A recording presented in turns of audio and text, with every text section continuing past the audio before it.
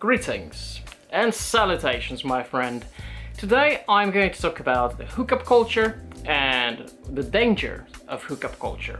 Why I think hookup culture is not only not good for you, but also why I think it can be harmful to you. And let me make one thing very clear before we start. When I say that hookup culture is not good for you, it can be harmful for you, I am talking about both men and women. And now a lot of those examples I'm going to give you will apply more to women on average than to men, but some of those I think really apply to both sexes. And I think it's important to mention that because a lot of the time when people say negative things about hookup culture, they would talk about how it's bad for women. But they don't really focus about men, and it's either because I think two things are happening here. Once just people don't think that men are as affected by this as women and girls are, but the second thing is that there's an element of hypocrisy among some men, especially men who are part of the manosphere, you know, like MGTOW, incels, red pill, that kind of internet sphere, which I think is very toxic in general, and I always tend to stay and steer far away from that space as much as possible. But I also think there's something fascinating about that ideology, or an umbrella of ideologies, really. But what I mean by the hypocrisy there is that some of them think that women are, because women are wired biologically to bear a child, that hookup culture is not for them, that they should only have one male partner, whereas for men it's okay to sleep around because it is a man's biological duty to spread the seed around. Whatever, that sounds really stupid, but I think, you know, a lot of the time when guys talk about it, they do not apply the same standards to themselves as they apply to women in their life, you know. They're like, oh, I want my future wife to be a virgin, but I myself have slept with 50 chicks. But that's okay. You know, if you meet a guy who's like that, it's not just a huge red flag. It's a burning red hot communist China flag with chili powder all over it, soaked in gasoline, and some bastard put it on fire. Red flag. Do yourself a favor and run away. So here's a couple of reasons why I think that hookup culture can be harmful. Number one, you're putting yourself in danger. And I definitely think this one applies more to women than to men, because women tend to feel more unsafe in a company of strangers when the stranger is male. If you're a woman and you're walking on the street alone late in the evening and there's some guy walking right behind you, you're more likely to feel unsafe than if you're a guy in the same situation. There's a woman walking really fast behind you, right? Like, if you're a guy, you won't care, right? So I definitely think that this dynamic between sexes is not equal. It's not balanced in that way, and I wish it was. I definitely wish it was, but that's just not the case. And so you are literally, as a woman or a girl, participating in a hookup situation. If it's someone you've met at a club or at a bar that you had a few drinks with, and you go home to their place, you don't know that person. Well, sure, they might feel charming in that very situation, but you know what? A group of people is known for being very charming on the surface level? Psychopaths. Mistletoe alert. I think it's, well, I'm going to be honest, I think it's really stupid to buy into that. right? And yeah, sure, you might be thinking, oh, this guy's a good talker, might be attractive, and so on. You might be thinking, oh, he has the game, or what kids these days are calling Riz, whatever. None of that matters because you don't know the person. You wouldn't go to a stranger's place in any other situation. Even in a normal dating situation, it's very uncommon that on a first date you go to someone's place, like right away. Today, most dating situations start online. That's just the times we're living in. And if you're arranged at first date, you are more likely to go to a cafe, to a restaurant, for a walk in the park, hopefully not at 1 o'clock at night in some dark park with a stranger, but you just don't go into someone's place right away, right? And we might be thinking, well, that's just cultural thing that we go on dates to like cafes and restaurants or go for a walk in the park, right? Like that. Oh yeah, that's just a cultural thing. That's how we date. A lot of the things that we think as culture is based in our biology and our psychology. And it has a good reason why we do that, because you are assessing the person in a safe environment. Well, you feel safe. It's more or less likely that this person will assault you, either physically or sexually, in a public place. And once you get to know that person and you have some level of certainty that it is someone you can trust, yeah, you might invite them to your place, you might go to that place, and well, sure, you can have sex right away, but I'd say cook something nice for them first, or let them cook something nice for you. And that's a really nice thing, and I think a lot of people don't appreciate it enough as it is. And I think it's a really, really beautiful thing. Like, don't go to bed for someone who's cooking you haven't tried and for someone who you haven't cooked for. But that's just me. That's just me. So my idea of a perfect date is the following one.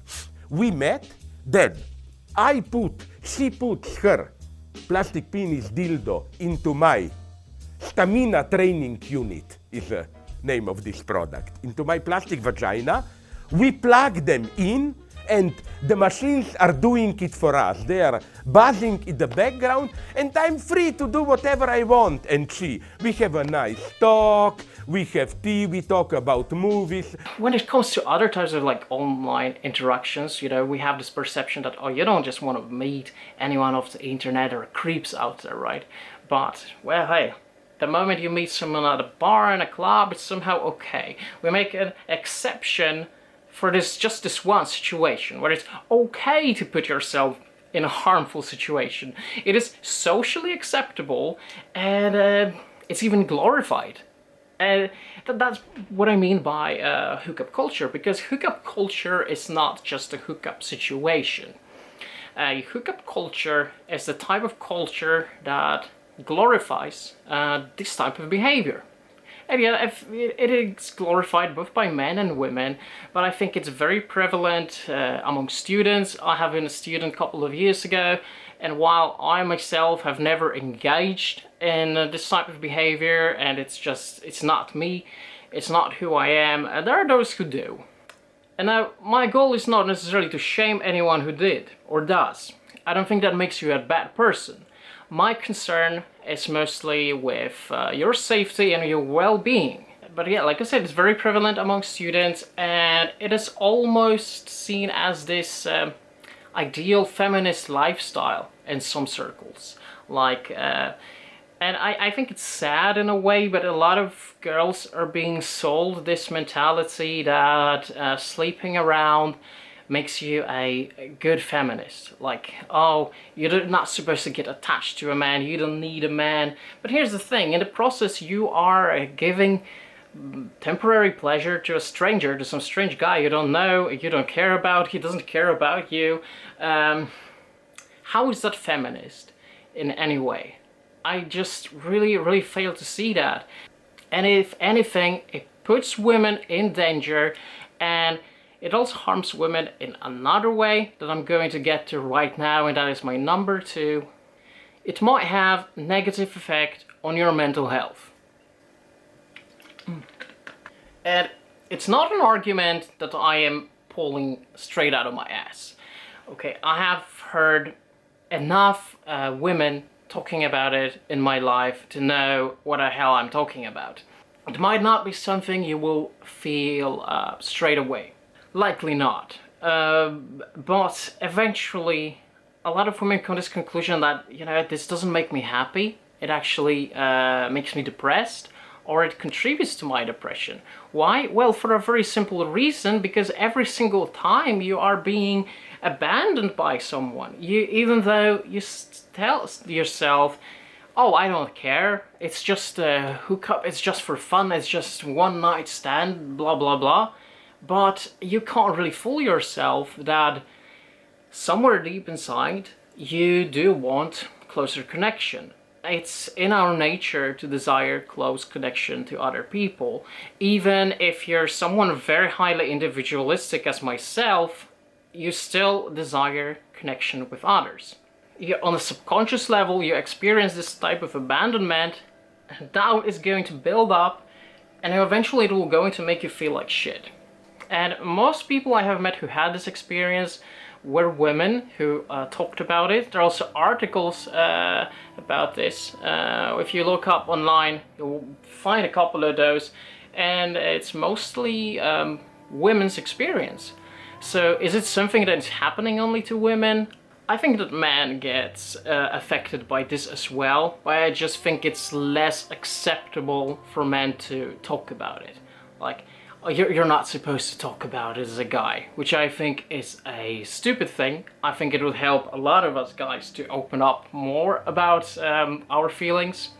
But that's just me, and I'm definitely an atypical male in that sense, because I have always been very open when it comes to talking about stuff like feelings and relationships and so on.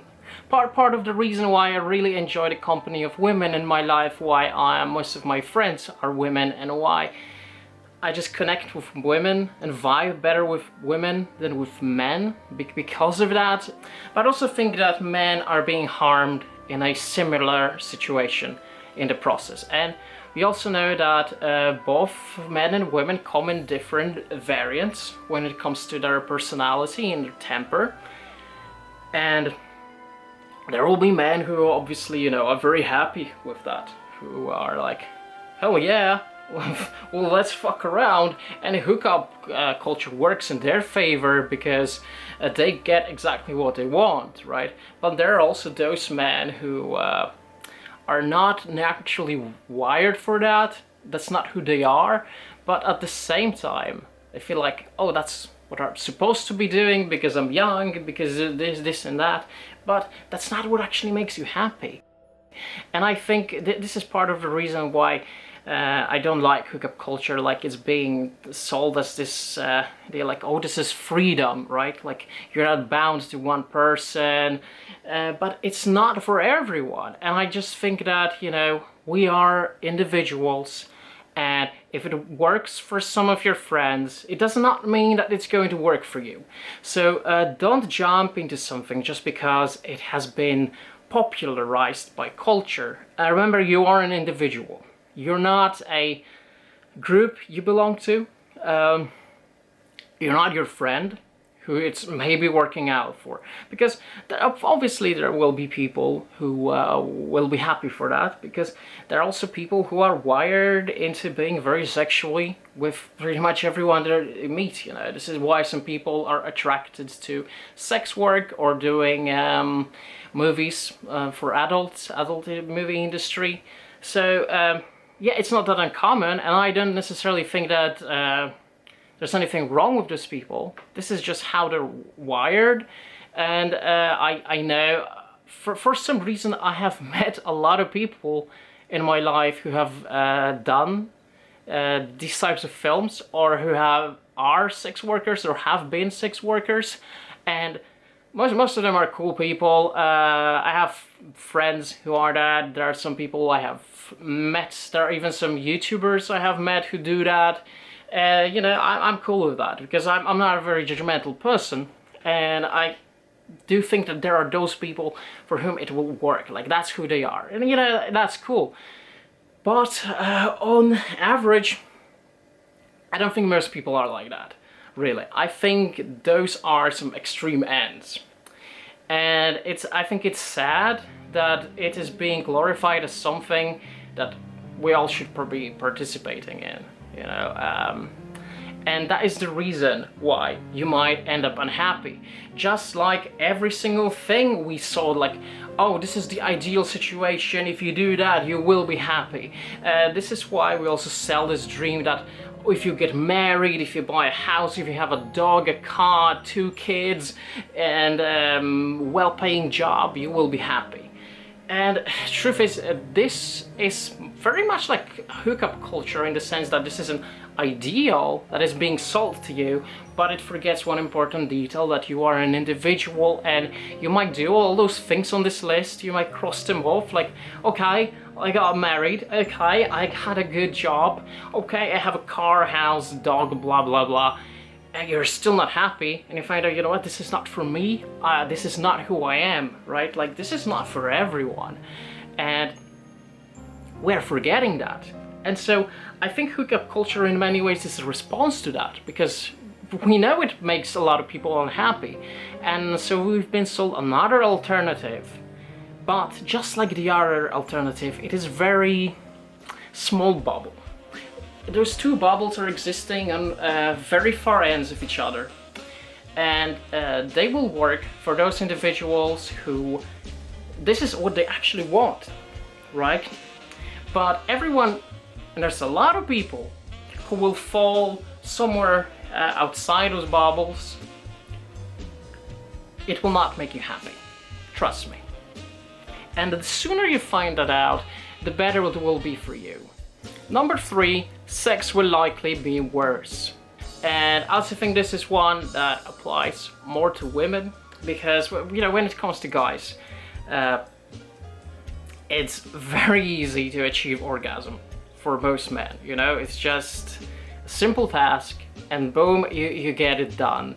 In a situation where you're meeting a stranger and you go over to his place, or you take him to your place and you do the deed and it's done, boom, chances are that this person doesn't care about you, and likely they also don't care about your experience. They likely see you as the means to achieve something, to achieve some sort of goal, and that goal is their own pleasure, their own sexual pleasure. So looking at it from a Kantian perspective, you're really using someone as a means to achieve something, which goes against Kantian philosophy. Well, personally, I'm not that much into Immanuel Kant when it comes to ethics. I think that is one thing I can absolutely agree with. If you find someone who cares about you, that person is more likely to give you better pleasure. Even if, let's say hypothetically, if you're dating someone who's a virgin, who has no experience, you're still more likely to have a pleasurable experience because they are willing to learn. And if they love you, they're willing to please you, right? And will do their best at it. I still think it's better than if it's someone who, yeah, there, I did my thing, I feel happy, and I'll go away. I don't know, I just think that treating someone like that and discarding them is just wrong in so many ways. And this brings me to number 4. It does not allow for stronger connections between people. One thing I find very puzzling about hookup culture is, why would you do that with a stranger? And it might have something to do with the fact that I just think of sex and sexual interactions as something very private, something that is meant for bonding and close connections. And I know that there are those who will say that the only goal of sex is to produce a child, produce an offspring, but I really think it is something people bond over. And I also think that starting any sort of relationship with sexual interaction is not the best way of bonding, because it might give you an illusion that you are closer to someone than you actually are. And it makes perfect sense because your brain at that point is producing a lot of chemicals which are meant for bonding, right? But why would you do that with a stranger? That's why I really wish we could replace the hookup culture with something more healthy. And one of those healthy alternatives, I think, would be having a close sexual relationships with your friends. And what I mean by that is not necessarily with all your friends. And I also think both people should be open to that, obviously. I don't think, you should be dropping a sudden message on someone out of nowhere that, hey, let's shag. Oh, your mate Matthew might be up for a surprise there.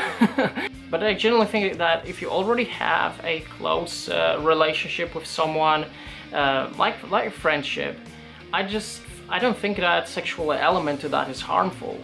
Quite the opposite. I'm not a big fan of this idea that sex should be only something that should be practiced in a romantic relationship or marriage. I think it's a fine way for people to bond. Of course, there are certain issues like STDs, so I do think that people should be responsible about that. And like I said, I think it's something that should work for everyone who's involved. And you could say something like that already exists, right? It's called friends with benefits. And I will disagree on that because the way I see it, a lot of the time when we talk about friends with benefits, those types of relationships, they're not really friendships. It's just sort of like a prolonged hookup. You're meeting someone maybe once a week, a couple of days in a month, where you're meeting for sex. And okay, maybe you'll watch something on the telly and have sex again, and boom, you're gone, and meet again just for this reason. I think, if that's what your whole interaction is based on, it's not real friendship. I still think that 90% of this types of relationships should be built on friendship, not on sex. Sex is not a foundation of any relationship, whether those relationships are of romantic nature or of more platonic nature, like friendships. I think that sex is more of a spice, the whole thing. And I think if you do have a couple of friends who you have close sexual relationships with, I think it improves strong bonds between people, which I really think that our society needs. And not just sexual things, because in many cases it doesn't have to be about sex, but I also think that we need more closeness. And I like that in some cultures it is more acceptable for friends to hold hands. For men, right? I really love that. But we in the West have this perception that this type of closeness is just for close, intimate relationships of romantic nature. And I think that because we have this strict connection to physical closeness, we desire that without necessarily wanting to be in a relationship, and that is what creates hookup culture. Because you desire that, you want to express it in some way, but you don't know how, because it's just not socially acceptable to go to your friend and cuddle or hold hands or yes, even have sex. And so we do something much less healthy. We go to strangers, we put ourselves in danger, we risk our mental health, we're feeling abandoned, we're feeling lonely, and what the hell's the point of that when you could be doing something much more healthy? But our society, for some reason, sees that weird, even though I think having sex with a stranger is much weirder than that. And you might be thinking that, oh yeah, but if I do sleep with my friend, I do risk developing feelings of romantic nature towards them. And I'm thinking, what's wrong with that? Really, what's wrong with that? Is that a bad thing? I actually think that many partnerships that are built on friendship and not on sex and dating can be closer and more successful in many ways. So I think, yeah, if you have known someone for, let's say, 5 years and you suddenly take that step, it's not a bad thing. And you know, our culture is very weird because on one hand, we are romanticizing this sort of thing. Like, how many films have you seen where they start as friends but develop into a couple, right? But at the same time, we also have this idea that, oh no, that's weird. Like, friends are friends. Friends are here on the left. Here are people you date, and I don't like the idea of separating the two, really, because people you date can also be your friends, and your friends can also be people you can be very, very close with, whether it is of romantic nature or not. Because I'm not a big fan of this idea that romantic relationships are put higher on the hierarchy of how important they are. I think that the connection, the relationships that are not romantic can be just as strong, if not stronger, if not more important in your life. Same goes for your relationship with your family members. They will likely be stronger than with your sexual partners, let's say. And I really do hope you do not have sexual interactions with your family members, because, well, let's not go there. I'm lucky I have two younger brothers. I'm the oldest of three, and I've got a sister who's the love of my life. And yes, of course, I think we all will have those situations where you just think like, oh, it will be impossible for me to have sex with my friend. Like, I think of her as my sister, or I think of him as my brother. And yes, I myself have some people in my life who I definitely would see in this way, and it will just feel wrong. So always go with your gut feeling. So, you know, just don't make a rule out of it. I myself don't make a rule out of it, even though my attitude towards connections and relationships is very unorthodox in many ways. But it's not like I live by it as a certain rule. It's just like, go with whatever feels natural in a specific relationship between the two of you, you know? I know I talked about this one quite a lot now, so let's move on to the next point, and that is number 5. You do not take the other person into consideration. And this is the point at which I have a problem with hookup culture on an ethical level. Well, when you are meeting someone like that, you don't know their story, and I always like to think that every interaction I have with a person, no matter of what nature that interaction is, I always want to contribute in a positive way for every single person I meet. And I know it is impossible, and I also know that I have contributed in negative ways for some people. I know that I have said some hurtful things to some individuals, things I regret, things I wish I couldn't have said, things I have said in anger. Yes, I did that. I think, you know, I think all of us have in some other way. None of us are saints, in a way, but I think admitting that that is something you regret is very important. But I'm always trying to contribute in a positive way for every single person I meet. And if you do engage in a hookup situation, you just discard this person after having a sexual encounter with them, you can't really know how, in what way this has contributed to that person's life. You might not care if they feel abandoned. Perhaps they had hopes for something more than just one night stand, right? But maybe they didn't say this to you because, and it's also a weird thing with our culture, but we have this perception that, oh, you're not supposed to say that you want something more, you know, like catching feelings is bad. So you're just, no, of course not, right? A lot of us do that. It's unhealthy, but a lot of us do that. And you don't say it, but you're hoping for something more, and you're hoping that the other person thinks the same as you, that they're just doing what's socially acceptable, that they do not want to reveal their real intentions, that they're actually interested in you more than that. And yeah, boom, here you might leave someone feeling hurt. And the more you engage in that, the higher your chance that something like this will happen, that you will left someone feeling hurt.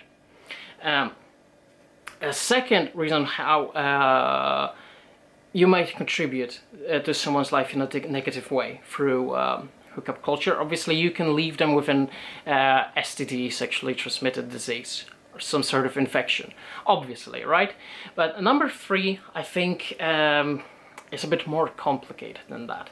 And that is, I think a lot of people want to get involved in hookup culture, maybe because they felt hurt by their previous relationship and they think that this will make them feel better. And then you as the other partner on that, and you go on with it, right? Because yeah, you enjoy that sort of thing, just sleeping with a stranger, and they might think like, okay, this will help me heal, but it will leave them feeling worse. You have contributed to that, but you don't care because you move on, and you will never take responsibility for how you made that other person feel. That, oh, now they're feeling more shitty. And that is part of the reason why, for me, engaging in this type of behavior would be absolutely unacceptable. I find it morally repulsive. And if I ask myself, is it technically possible to participate in hookup culture without that? Yes, absolutely, but that would require good communication between the individuals. And let's be honest with ourselves, this is not what is actually happening in 90%, if not more, of those situations. It's not like there's a good communication going on there. It's just two horny individuals, or one that's desperate, or one that doesn't know how to say no, because unfortunately a lot of the times I have encountered women who just don't know how to say no. They feel pressured into that. Yes, it is happening. But what we need to acknowledge that this sort of communication is not really going on. It's sort of like saying that sexually transmitted disease or pregnancies can be avoided through abstinence. Like abstinence only shit will not make any of this happen. And that's just not reality. Reality is people are going to engage in sexual relationship despite what your own ethical and religious beliefs on that are. And that's why we need to teach people how to have sex safely. That's why all of that is necessary, right? Because we do not live in your ideal world, we live in the real world. And this is what is happening. And we take a responsible approach. And for the same reason, I think that the best way to avoid those type of situation is by not engaging in hookup culture, because yeah, maybe some individuals will be able to do that, but the vast majority of people are not like that. That sort of communication is just not happening. That's the sad reality. And at number 6, and it's not really a reason, but more just something I think you can connect to all the previous 5 points I made. And that is that alcohol is often involved. And you know, I think it's common sense for most of us that you should not be driving when you're drinking. And I think we should make it as much common sense to not have sex when you're drunk. And yes, that includes sex with strangers, obviously, because especially I think it really ties in very well with the first point, that is putting yourself in a dangerous situation. And we know that alcohol is really lowering your critical thinking, so you are more likely to get yourself into that type of situation. And back when I was a student, I have talked to some girls who don't remember who they went home with last night, but they know that like next morning they had bruises and scratches on their thighs. I'm thinking like, this is some dark shit right there. Like that, this is some dark shit, but that's just the dark reality of this. So if you want to avoid that type of thing, don't hook up with anyone, don't have any sexual interactions or encounters when you're drunk. And it's hard to say because, well, if you're already drunk, you're more likely to do that, right? So should I give a completely different advice, and that is do not drink? Hell yeah, I would. I myself have pretty much stopped drinking this year. I had last drink I had was actually some champagne with my grandma, only because she had some of that left, and really she wanted to finish that. And I was visiting, and I was like, okay, grandma, I'll have some champagne with you. But if it wasn't for that, I wouldn't drink it. Alcohol doesn't give me anything of value. I don't see the point of drinking. But anyway, I'm going off the course here. Of course, most people will not adopt my way of thinking. They will continue drinking, of course. And again, nothing wrong with that, no shame. I myself have been drinking for most of my life, really. So I understand. But just be aware that alcohol and sex don't mix very well, just like alcohol and driving. And in many ways, I also think that people shouldn't be engaging in sex with their spouse, with their boyfriend, girlfriend, and so on, when they're drunk. Because you are more likely to end in pregnancy, or you might do something really, really stupid, like destroy the shower. Anyway, I think I pretty much said everything I think about hookup culture and why I think it is a really unhealthy aspect of our culture that I think we should eliminate. I think we should replace it with something healthy, like what I suggested earlier. But it's not like, oh, because I made this video, people are going to stop doing that. No, of course not. But I just hope that at least someone will see it who will see, you know what? I know what you're saying. I've been feeling like that too. And, you know, just go out there and be you. Don't do something just because society and the culture and your friends are telling you you're supposed to be doing, because that's what is healthy, that's what's going to make you happy, that's what's normal, blah blah blah. If marriage is not for you, don't get married. If hookup culture is not for you, don't engage in it. And if you do think, hey, you know what, this is something for me, go for it. Just that, you know, be aware of the potential dangers. Don't go into it blindly. And yes, I am talking as much about hookup culture here as much as I do talk about marriage. Anyway, that's about it. So I do hope you'll have a fantastic week, and I will see you in the next video. Ciao.